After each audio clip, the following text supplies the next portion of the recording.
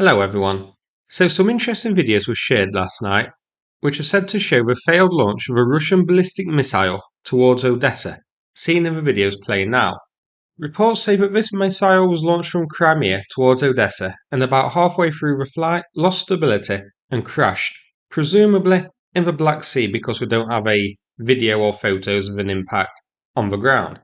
So it actually came closer to hitting the wreck of a Moskva than it did Odessa. But there is a bit of mystery as to what type of missile it is, as it doesn't really look like anything we are all that familiar with. A Russian telegram post on screen now says that this was Oreshnik. So this says it was an unsuccessful launch of Oreshnik carried out from Crimea towards Odessa. About halfway through the flight, the missile lost stability. Something happened to the stabilization and it fell into the sea. The launch was observed by Crimea, and the fall of the missile was filmed in Odessa.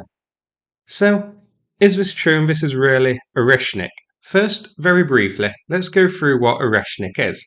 So it's an intermediate range ballistic missile with a max speed of 12,300 kilometers an hour. It goes out of Earth's atmosphere and then re-enters, and then has 6 warheads which independently can hit different targets. We saw it once used in Dnipro in November last year. This would be the second confirmed use of Oreshnik on Ukraine. Now, this is certainly an unusual missile.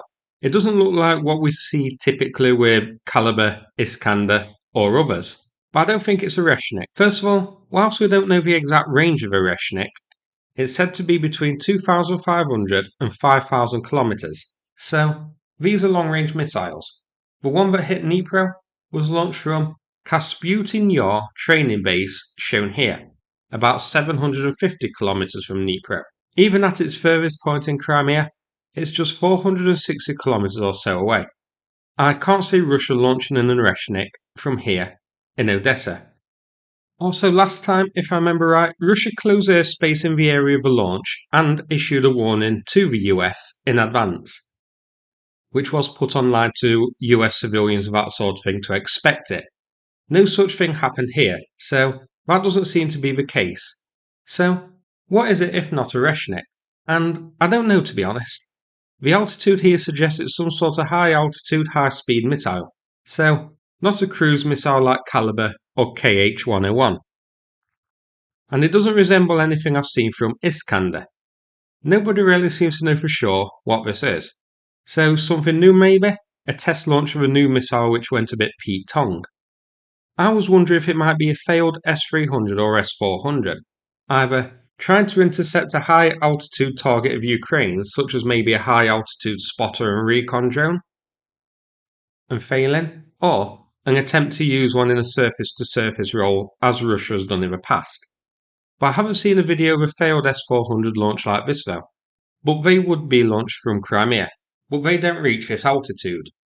Now, everybody is going with a failed launch theory, but I'm wondering if this could also instead be an interception of a Russian ballistic missile. If so, it would have to be Patriot or SAMP-T intercepting something at a high altitude like this. But who knows, I can't say for certain here, but it is a bit of a mystery. So if you have any ideas here, let me know in the comments. So that's it for this video. Thanks very much for watching. Now I'm going to play a video from Sanath about the ongoing fundraiser. Thanks very much and take care everybody. Well, hello, Superminers community. It's Sanath here, coming to you from the basement, otherwise known as the bunker. I hope everyone's doing really well. It's been several months since we spoke last, and this month marks the 2-year anniversary from when we first started working with the Superminers community, the very generous and supportive community. And, you know, out here, you're always tottering from one crisis after the other, problem after problem. Priorities are changing all the time. And I never really get time to look back on what we've done together and what we've achieved, but it is worth it. You know, we've done so much to help in this effort, in this conflict. Drones, multiple vehicles, Pajeros, L200s, generators, engines, battery packs, winter equipment, night vision capabilities, you name it. We've really been there making a massive difference to these guys.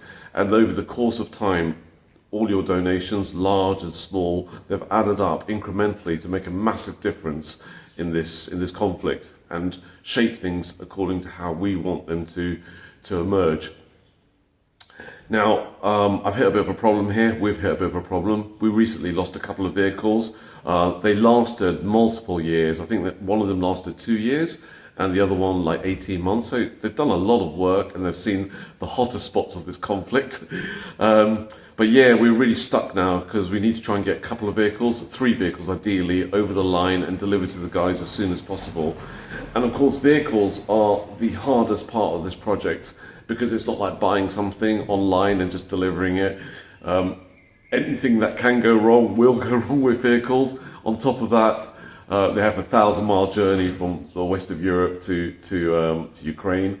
And we don't supply our vehicles just in standard format. We strip out the engine, normally install the BMW engine, strip out all the electronics, all those nasty things that can go wrong and become really unreliable without any warning whatsoever, and leaves you like a sitting duck. So yeah, that's the work we do. And but of course, all our work is underpinned by a budget, a foundation, which is the generous donations that you provide. So with your support, we'll continue this fight and yeah, bring this to a very satisfactory conclusion. Take care, everyone.